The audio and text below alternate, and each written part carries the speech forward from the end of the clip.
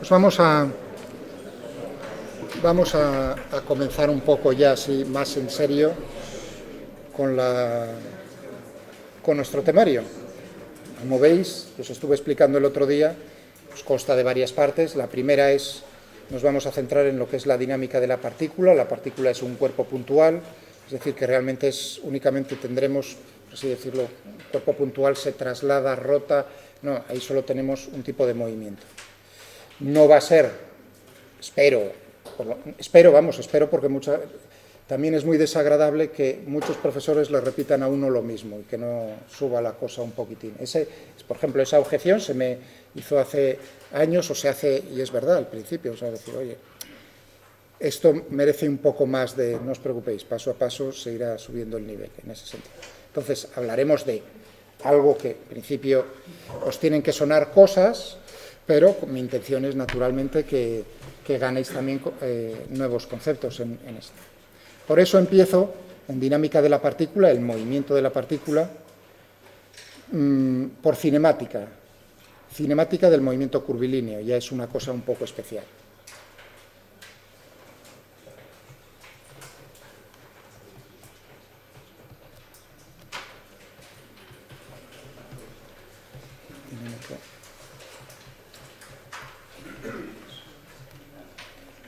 En primer lugar, el primer punto es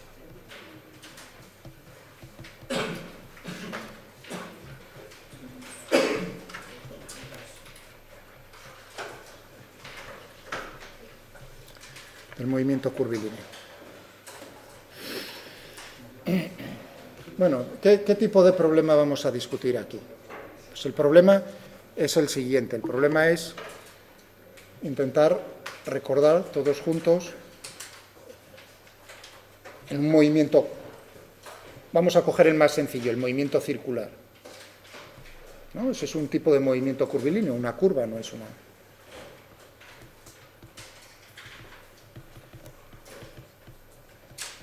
En el movimiento circular. No os preocupéis que una vez que tengamos el movimiento circular, eso lo podremos generalizar a cualquier tipo de trayectoria curvilínea. Pero si uno no tiene claro lo que ocurre en la circunferencia, pues entonces difícilmente podrá pasar uno al otro. ¿Qué quiero que recordéis? Bueno, ¿cómo es la aceleración en un movimiento circular? ¿No? Fijaos, estamos en cinemática. Por lo tanto, es describir el movimiento sin preguntarnos por las causas que provocan ese movimiento. Eso es la cinemática. Entonces, la aceleración. ¿No? ¿Qué ocurre con la magnitud física? Aceleración. Y os suena a todos, ¿no? La aceleración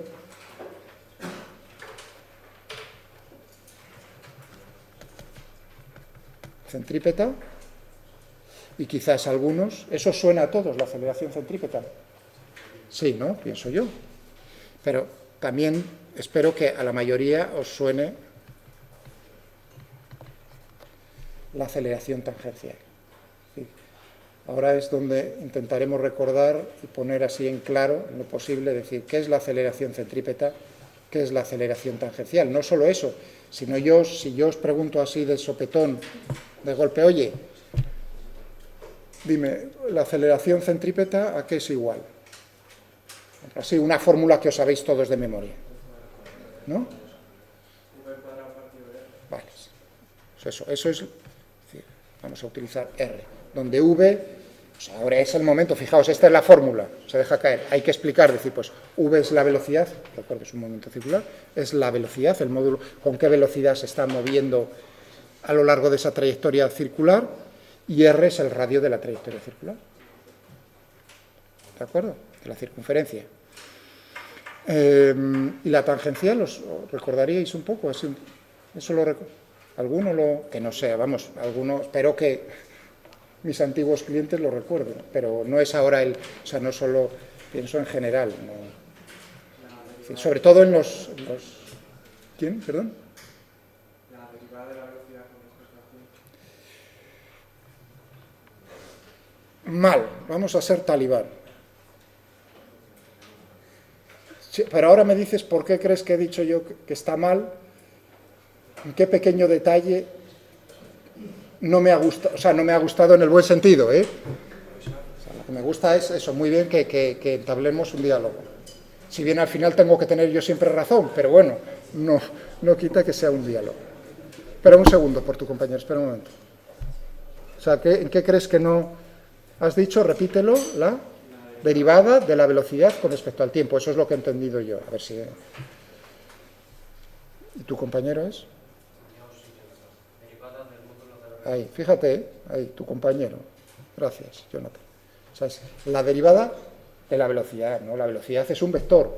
Si nadie me dice lo contrario, siempre que me digáis la velocidad es una magnitud física. ¿Y es vectorial, sí o no?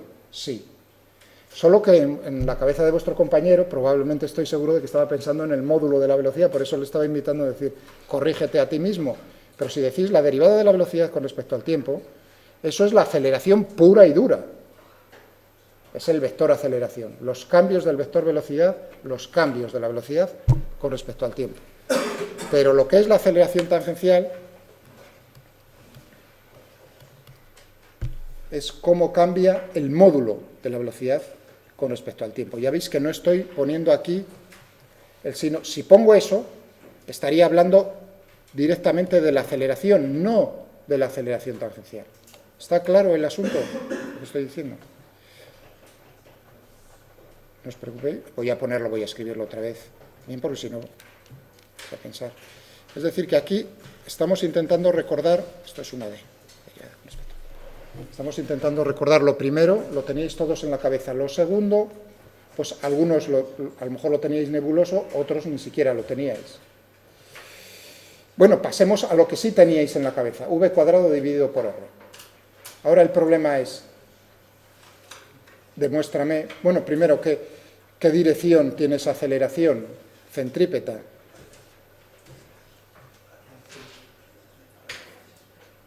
Vamos a ver aquí la trayectoria, esta es la trayectoria de mi partícula,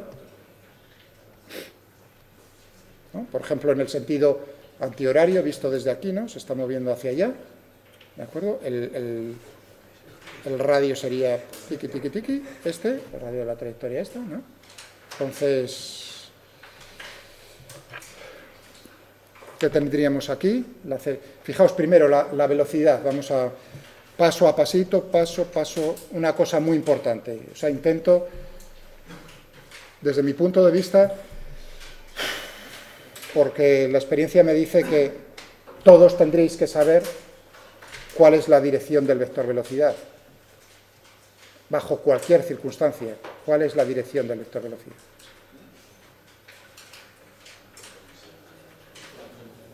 Siempre es tangente a la trayectoria. ¿De acuerdo? Eso es lo que, digamos, uno diría, eso han aprobado primero, o son tan valientes que no han aprobado física de primero, o cosas, o cálculo, por eso visteis en la tabla, ¿no? ¿Por qué me refería a eso? Mi recomendación os la hice en ese momento, así digamos, no como, bueno, como profesor y como, es decir, como padre, entre comillas, es decir, lo que recomendaría. Yo me centraría primero en liquidar lo anterior y no abarcar, el que mucho abarca, poco aprieta. Pero vosotros sois mayores y decidís, para mí todos sois iguales. Por lo menos habéis oído hablar de eso y en principio deberíais saberlo. Pero ¿qué me dice la experiencia? Que no. Claro, si uno falla en eso, entonces, ¿qué sistemas de referencia no inerciales, qué fuerza de Coriolis, qué fuerza de... ¿Entendéis? Ya es perder al alumno en el primer, por lo menos una parte en el primer momento, desde el primer segundo. Y es que no lo recuperas. ¿Entendéis? ¿Puedo hacerlo? Perfectamente. O sea, no hay ningún, si ese es vuestro deseo, no hay, pero no creo que sea lo conveniente. Bien, entonces, recordad, ¿no? La velocidad, la derivada, los cambios del vector de posición con respecto al tiempo. Claro, aquí lo que tenemos es este vector, que es precisamente, ¿no?, el desplazamiento infinitesimal, y eso es tangente, naturalmente, a la trayectoria. Por lo tanto, la velocidad es tangente a la trayectoria.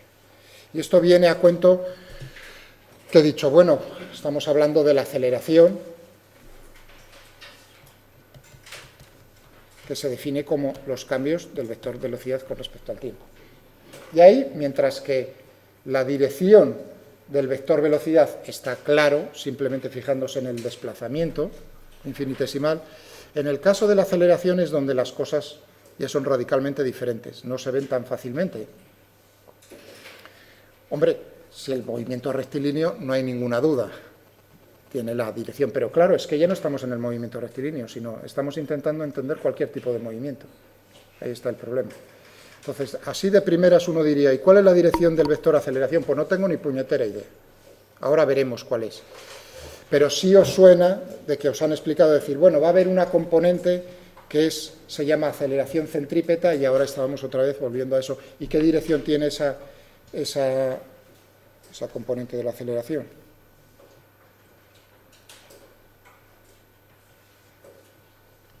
Pues centrípeto significa apuntando hacia el centro, es decir, es una dirección radial, pero hacia adentro, centrípeto. Radial y hacia afuera sería centrífugo. Ya empezamos a dejar caer por ahí las cosas. Leche, ahí, centrípeto, centrífugo. Ya empezamos. Era aceleración centrífuga o aceleración centrípeta. Fuerza centrípeta o fuerza centrífuga. Si lo intentáis de memoria, estáis perdidos. ¿Está claro lo que estoy diciendo? Si intentáis aprenderos de memoria eso, estáis perdidos. O sea, eso es, digamos, carne de cañón para Miguel, en cualquier momento. Y no, mi intención es, ya os lo dije, precisamente, que entendáis eso, bajo qué circunstancias, cuando se habla de aceleración centrípeta, cuando se habla de fuerza centrípeta, cuando se habla de fuerza centrífuga. Bien, entonces tenemos aquí centrípeto, sería... Ay, madre, esta dirección. Hacia el centro. El centro estaba aquí. ¿De acuerdo? Esa es la dirección. Muy bien, es decir que sabemos que va a haber una componente del vector aceleración que tiene esa dirección y ese sentido. Y la aceleración tangencial, estamos hablando, la velocidad es tangencial, ¿no? Tangente a la trayectoria. Por lo tanto, tiene que haber una componente que sea en ese sentido. Perdón, he dicho la palabra mal, en esa dirección. Ahí hay que tener cuidado porque del inglés al español, ¿no? Dirección tiene implícito también el sentido, incluso en español a veces utilizamos lo de dirección con el sentido de sentido. Entonces ahí hay que tener un poco de cuidado. Estoy dibujando la dirección tangencial. El sentido puede ser, en este caso podría ser, ¿no? Uno diría, ¿hacia acá o hacia allá? Eso no lo sabemos. Pero que la aceleración va a tener en general esas dos componentes y la suma de las dos va a ser la aceleración total. Es esta por la que estábamos empezando, ¿no? Una aceleración, voy a poner el signo de vector, una aceleración A sub c, de centrípeto. Es decir, que lo que estoy afirmando es que la aceleración la puedo poner como suma de esas dos cosas. Bueno, habría, si quiero ponerlo de esta manera, también podría utilizar, voy a dejar ahora lo de vectores unitarios. El gorrito ese, ¿no? Se refiere a un vector del módulo unidad. Entonces tendríamos aquí U sub c más AT por U sub t. Serían dos vectores unitarios que me dicen cuál es la dirección tangencial y la dirección y el sentido. Ahí ya tendríais que estar sacando la escopeta otra vez, diciendo, pero los vectores unitarios te dan direcciones, información, queda una dirección en el espacio y un sentido. En U sub c no tienes ningún problema, lo acabo de decir, la dirección es radial y el sentido lo dice la palabra, centrípeto, hacia adentro. Pero en el tangencial, es decir, es la dirección tangencial y el sentido, ¿vale cualquiera de los dos? No vale cualquiera de los dos. Cuando estoy hablando de esa dirección del espacio, a estos ejes se les llama ejes intrínsecos al movimiento.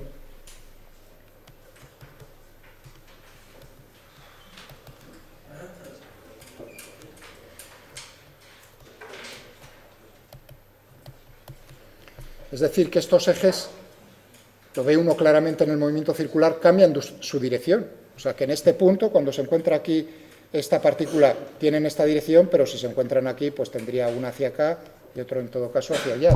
Cambia la dirección van con el movimiento. ¿De acuerdo? decir, que dependiendo de la posición está cambiando. Por eso se le llama intrínseco al movimiento, esas direcciones. Son unos ejes muy interesantes, por lo que veremos más adelante. Bien, estaba diciendo, pero en la dirección tangencial, ¿qué sentido vas a tomar? El sentido del vector velocidad. Fijaos que yo podría obtener el vector unitario tangencial, entonces simplemente como lo puedo construir muy fácil. Divido el vector velocidad por el módulo de la velocidad. Eso me da un vector unitario. Como todo vector unitario, la única información que incluye es dirección, una dirección y sentido en el espacio. Tiene dimensiones, U sub t y U sub c. Si estáis viendo esa expresión que acabo de poner ahí abajo a la derecha, evidentemente esos vectores son siempre adimensionales. Los vectores unitarios, ¿no? Fijaos, tienen las mismas dimensiones en el numerador y en el denominador, por lo tanto es adimensional. O sea que no me metáis la pata en eso.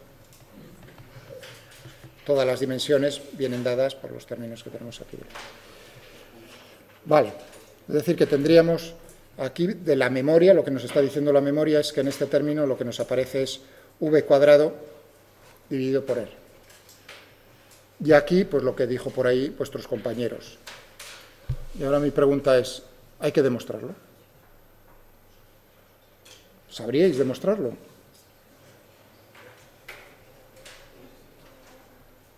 Algunos, sería mi deseo que sí, porque ya pasaron por, otra vez me repito en eso. Sería pero bueno, cuando uno se queda esa pregunta que hago en general, es para, digamos, lo que intento es que uno se quede así, sin habla, diciendo, ¿y ahora qué hago?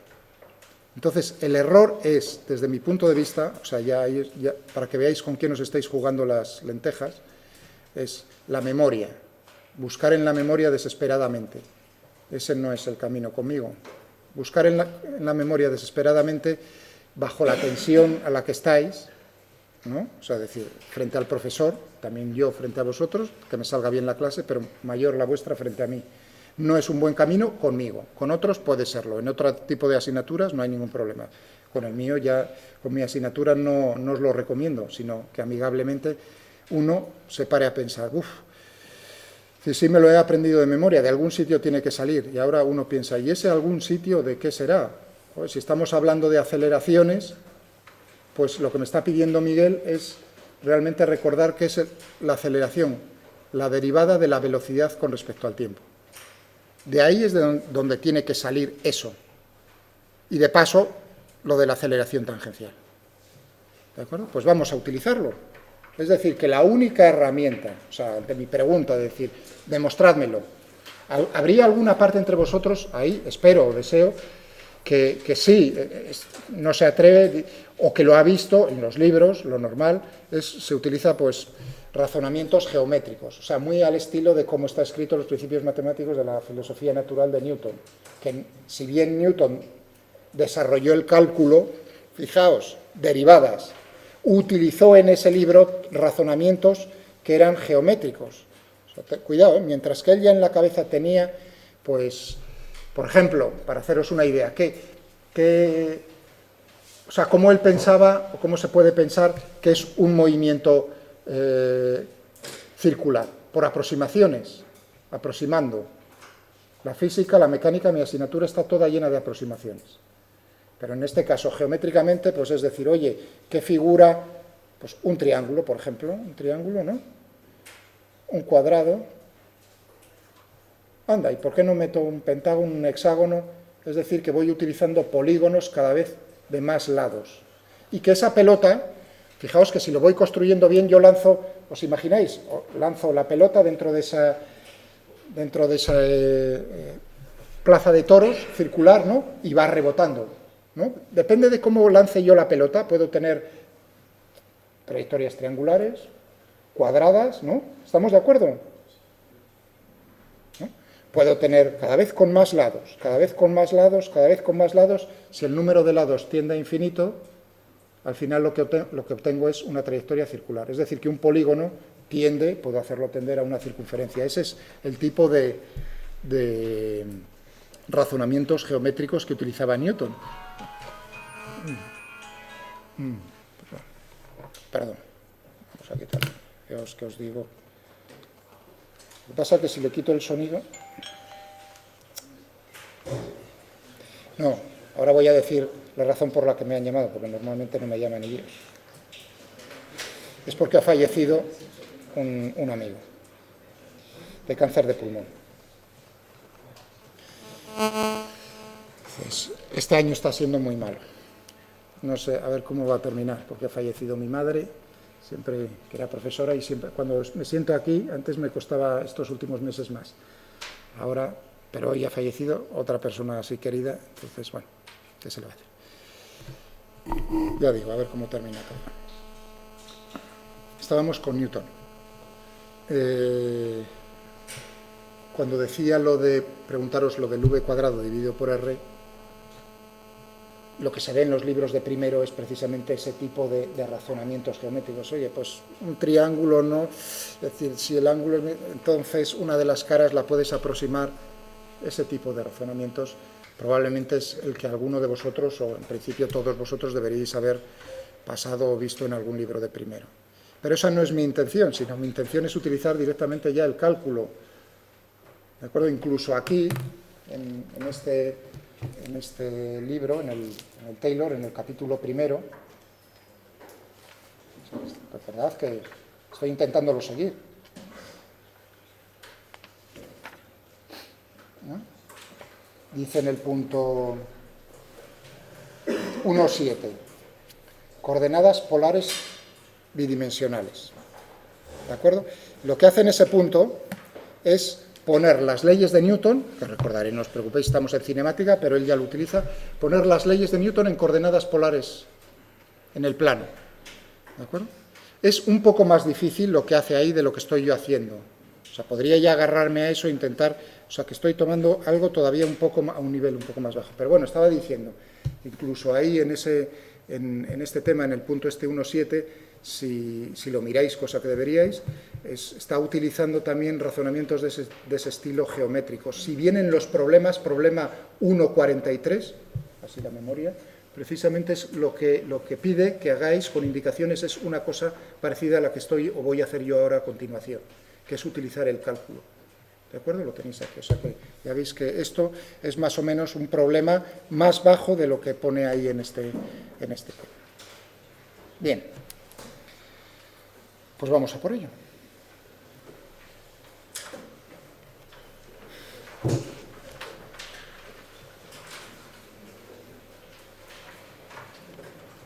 Ah, bueno, y otra razón puede ser que me hayan llamado, porque no he mirado quién es, que hoy es San Miguel.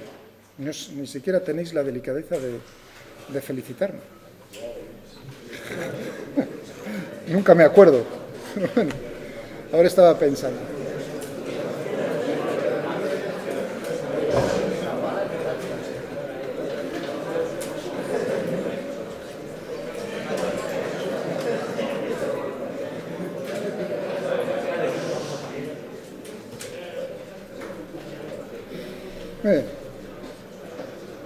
Tenemos esa trayectoria circular de radio r, de una partícula, la que había puesto. ¿De acuerdo? En sentido antihorario, tal y como lo había puesto yo. Entonces tenemos un vector de posición.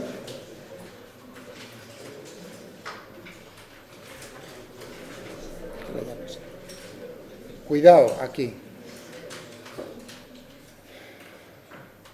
Estoy escogiendo el sistema de referencia de la forma que a mí más me place, que a mí más me gusta. Vosotros siempre en todos los problemas tenéis en la mano, tenéis el poder de escoger el sistema de referencia que vosotros queráis. ¿Está claro? O sea, tenéis mi permiso.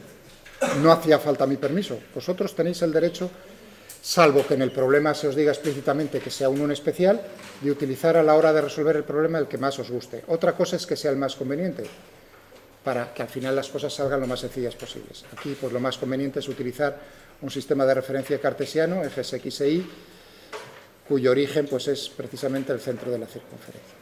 Entonces tenemos el vector el vector de posición R, cuyo módulo es el radio de la trayectoria circular. Si no hago coincidir el origen del sistema de referencia con el centro de la trayectoria circular, cosa que podría hacer perfectamente, ¿no? Por ejemplo, lo coloco ahí, entonces ya el vector de posición R y el módulo del vector de posición ya no es, el radio de la trayectoria circular. ¿Está claro? ¿Habéis visto cómo la notación es importante, dejarlo claro? Si no lo digo, me lo ponéis a... ¿Por qué tenéis que adivinar vosotros algo? No tenéis lo mismo que yo, tenéis por qué adivinar. Bueno, pues ya está colocado ahí. Es decir, que tendremos aquí un vector, por supuesto, el eje X tendremos un vector unitario que llamaré Y, un vector unitario que llamaré J. En este libro utiliza X e Y con gorrito, no hay ningún problema. Yo la manía, como es Y, J, pues tenderé a utilizar Y, J. ¿Qué tendremos aquí? ¿Cómo lo podemos poner? Pues como una componente X por el vector unitario Y más Y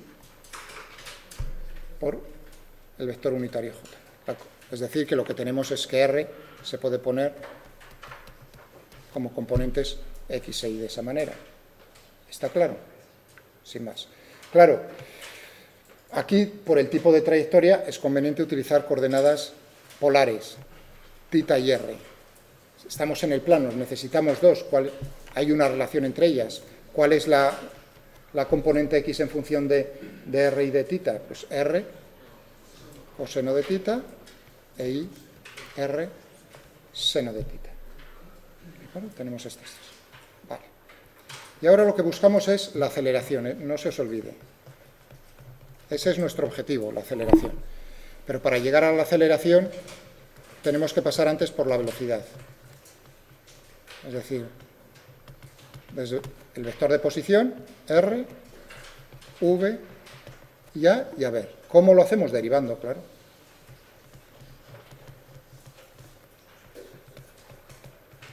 Derivando. Este es uno de los tipos de problema que hay si uno puede clasificarlos en mecánica, o en cinemática en este caso, es uno de los dos tipos, es decir, o vas hacia adelante o vas hacia atrás. Es decir, tú sabes cómo es la trayectoria y te piden información acerca de cómo es la aceleración. Derivas. Pero podemos tener el problema contrario, ya que lo dejo caer ahora. Me dicen cuál es la aceleración, no me dicen cuál es la trayectoria. Me dicen cuál es la aceleración y me piden hallar la trayectoria. Entonces tendría que seguir el camino contrario, que es integrar. Pero no son equivalentes, porque a la hora de integrar necesito condiciones constantes de integración. Es decir, que necesitamos la aceleración y las condiciones iniciales en la velocidad y en la posición. Es decir, que no es lo mismo ir en este sentido que ir en el contrario. En el contrario, ya digo, que sería integrar. Y para eso necesitamos condiciones iniciales.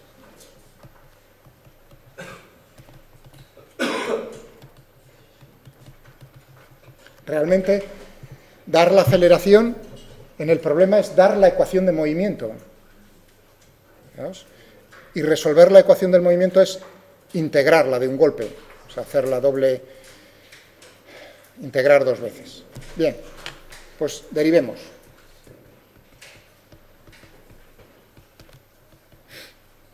Tenemos aquí esto, que tendremos la derivada de x con respecto a t por y más, uno diría, vamos a hacerlo todo, x por la derivada de y con respecto a t más la derivada de y con respecto a t por j más, voy a borrar esto,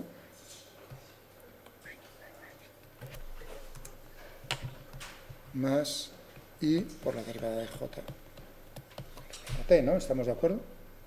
Es decir, que derivar vectores es lo mismo que derivar, si tengo producto de dos términos, pues la derivada del primero por el segundo sin derivar más el primero sin derivar por la derivada del segundo.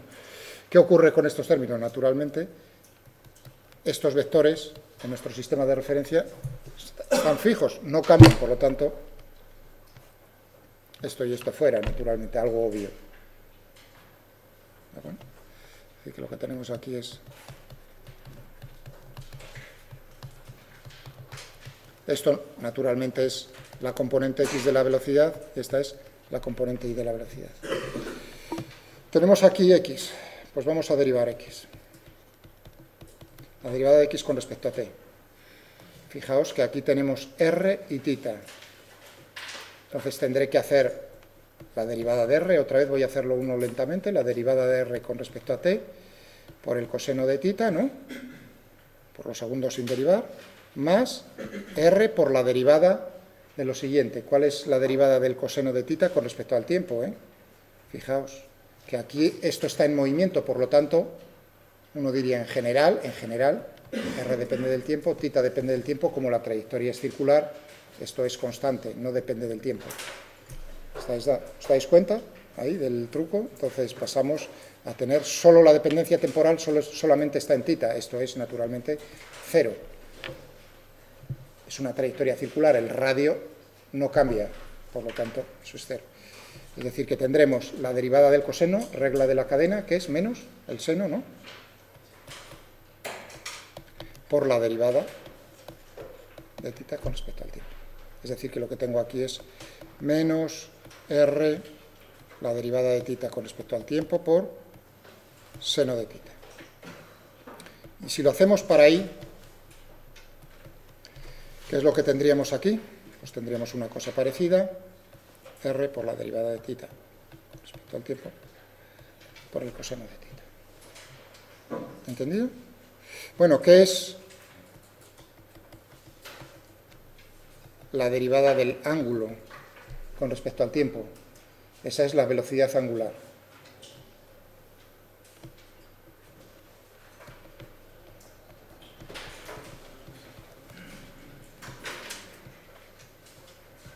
Velocidad angular. Normalmente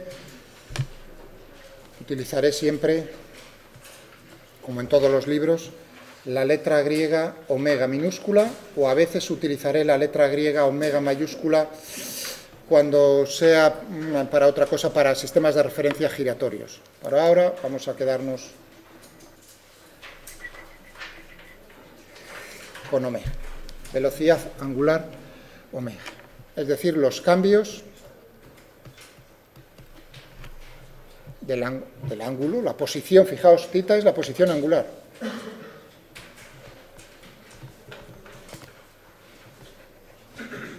Es la posición angular, ¿no? Entonces, los cambios de esa posición angular con el tiempo lo que me da es la velocidad angular en el sistema internacional, ¿no? Radianes dividido por segundo. Muy bien. Y omega, ya hago la advertencia, omega también se utiliza, o lo utilizo para la frecuencia angular. Cuidado, cuidado. Eso es una mina que os voy a poner en algún problema, en problemas que hay que saber distinguir. Hay problemas en los que tenemos trayectoria circular y además tenemos oscilaciones, entonces tendremos velocidad angular y tendremos frecuencia angular y no tiene por qué ser lo mismo. Eso es, que me está avisando que quedan 10 minutos. Bien. Por cierto, vamos a dejar caer aquí lo de la velocidad angular. Si yo lo pongo así, todos estaríais de acuerdo conmigo en que la velocidad angular es una magnitud física, puesto las unidades. ¿Cuáles son las dimensiones de la velocidad angular?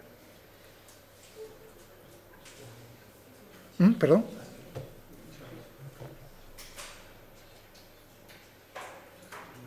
¿Habéis visto?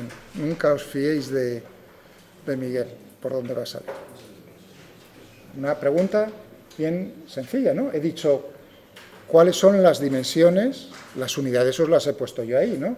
¿Cuáles son las dimensiones de la velocidad angular? Es una magnitud física y tiene dimensiones. Hombre, hay magnitudes físicas que son adimensionales, pero en este caso, hombre, uno me puede decir, pues es adimensional, ¿vale? Pues vamos a discutirlo. Pero ¿cuáles son las dimensiones? Espacio dividido por tiempo. O sea, L por T a la menos 1. Hablando, fijaos, para que os suene ahora eso. Dimensiones, primero. Las dimensiones de cualquier magnitud física. Se pueden poner, ¿no?, cualquier magnitud física como combinación de las magnitudes físicas fundamentales. En caso de mecánica son 3, ¿no?, la masa, la longitud y el tiempo. M, L y T se le denota. Entonces cualquiera de ellas se puede poner como una combinación de ellas. Y ahí yo os he pillado, como podéis ver, porque en esto es T a la menos 1. Evidente. Fijaos, preguntas tontas. Pero con eso, así de sopetón, os he pillado en frío, es decir, ¿recuerdan lo que son las dimensiones o no lo recuerdan? Bueno, ¿por qué? Uno diría, y en el numerador tengo ángulos. Ah, pero es que los ángulos son magnitudes físicas que son adimensionales. ¿Está claro? Sí, tiene unidades, porque es un poco particular, radianes, pero es adimensional. Los ángulos son adimensionales. Y en eso, ya de paso, como os veo ahí flojuchos, o no queréis contestar, entonces pues uno siempre tiene que suponer, es decir, y si yo cojo el coseno de tita, ¿no? Tita es adimensional, he dicho es un ángulo adimensional, yo hago el coseno de ese ángulo, ¿eso qué dimensiones tiene?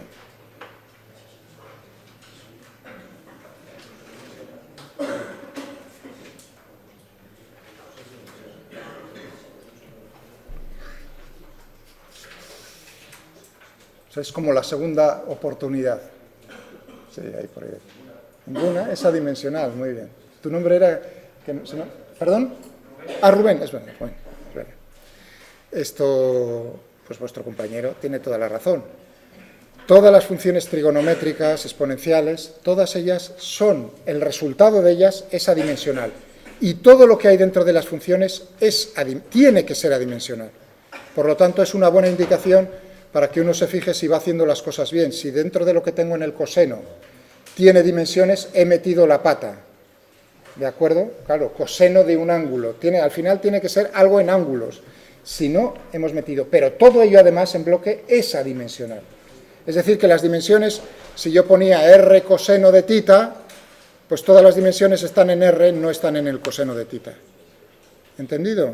Eso, un pequeño garrotazo en la cabeza para recordar. Dimensiones. Ahí ya intento ponerme, o sea, esta era una primera indicación para ver cómo estaba la cosa. Una magnitud física parecida a la velocidad. ¿Es escalar o vectorial?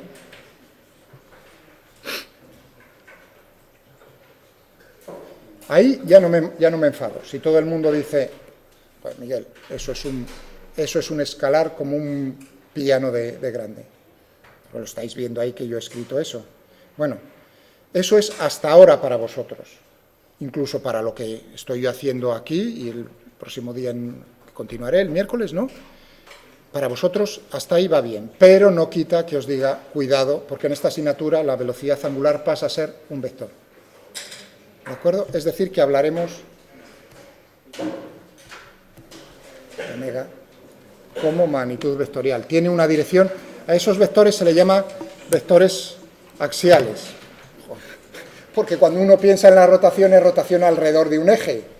Entonces la dirección de ese vector viene dado por el eje de rotación. ¿Cómo está girando? En el caso, tal como he puesto yo, el sistema de referencia es el eje Z. Omega tendría la dirección del eje Z. ¿De acuerdo? Bueno, es decir, que matemáticamente tiene todas las características de un vector. Y uno diría, vamos a ir ya, una cosa bonita. Sé que no me va a dar tiempo terminarlo y por eso ya me he relajado un poco. Entonces, ¿eso significa que los ángulos también son vectores? ¿Sí o no? Es una pregunta que estoy haciendo. Fijaos, es una de las dificultades. O sea, cuando uno empieza con la rotación, yo os he dicho que esta asignatura es todo girar como... Ah, por cierto, ya puestos aquí a... Fijaos qué bonita es...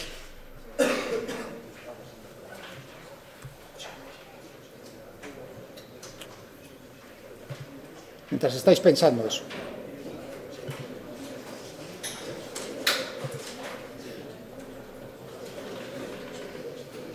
Pero me siguen mandando estos de Física 1.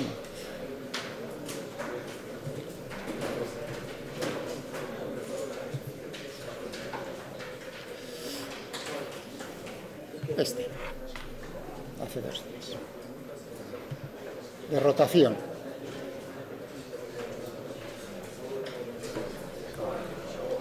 Fijaos qué bonita es.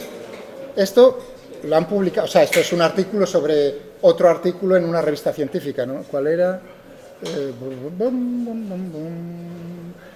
Proceedings of the Royal Society, o sea, ¿no? La Royal Society, la primera sociedad científica del mundo, fundada en 1661, creo, en Londres, ¿de acuerdo? Newton. Bueno, pues eso, tener ahí, que no es cualquier cosa. ¿Y de qué hablan? Pues de rotación. La física de los lazos. Eso me ha recordado ahora cuando estaba hablando de lo de la rotación, digo, es muy difícil de entender, ¿de acuerdo?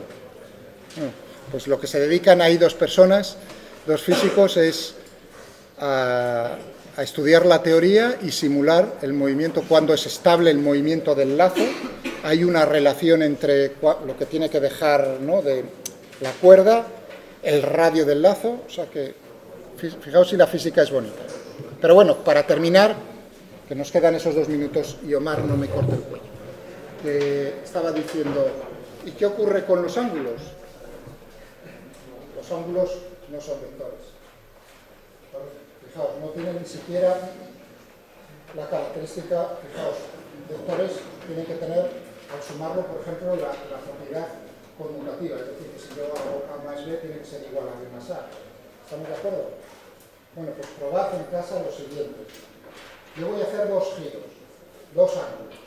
Si fuesen los ángulos vectores, sí, podría uno utilizar el mismo truco, decir, ¿y por qué no coges para el ángulo la dirección axial? ¿No? Lo mismo que en el caso de fijaos, la rotación, ¿no?, gira así, porque este Miguel no coge ese eje, podría cogerlo y decir, pues esa es la dirección, el sentido correspondiente, si en un sentido positivo o negativo, podría ser. Pero entonces, si eso fuese así, tendría que, digamos, cumplirse la propiedad conmutativa. Voy a girar 2 veces. Respecto a lo difícil es acoplarse, respecto a los 2 ejes. Y giro 90 grados. Voy a girar el libro primero, recuérdamelo, respecto al eje vertical y luego con respecto al eje horizontal. 90 grados. Giro 90 grados. Y luego 90 grados. Esta es la posición final del libro. ¿De acuerdo? Si fuese un vector, como Dios manda, entonces lo que tendríamos sería que se podrían sumar. Entonces ahora tendría que hacer, esta era la posición inicial, ¿no? He dicho, lo de la memoria. Ahora tengo que hacerlo girar 90 grados respecto a este eje horizontal y luego 90 grados respecto al eje vertical. ¿Es la misma posición del libro? Respuesta, no. Es decir, que los ángulos son un poco puñeteros, como acabáis de ver, para las dimensiones, pero no solo para eso, sino también para, digamos, cuidado. Esto que veis que no se cumple para ángulos finitos, fijaos que al final lo que tenemos en la velocidad angular es la derivada, ¿no?, cambios infinitesimales en el ángulo, y para eso sí se cumple. Es decir, que si yo hiciese esos 2 giros infinitesimalmente pequeños, lo mismo, no 90 grados, la posición del libro sería la misma. Es decir, se cumple para ángulos infinitesimalmente pequeños, la propiedad conmutativa, pero no para ángulos finitos. Con esto, pues tenéis que esperar hasta el miércoles para llegar al final.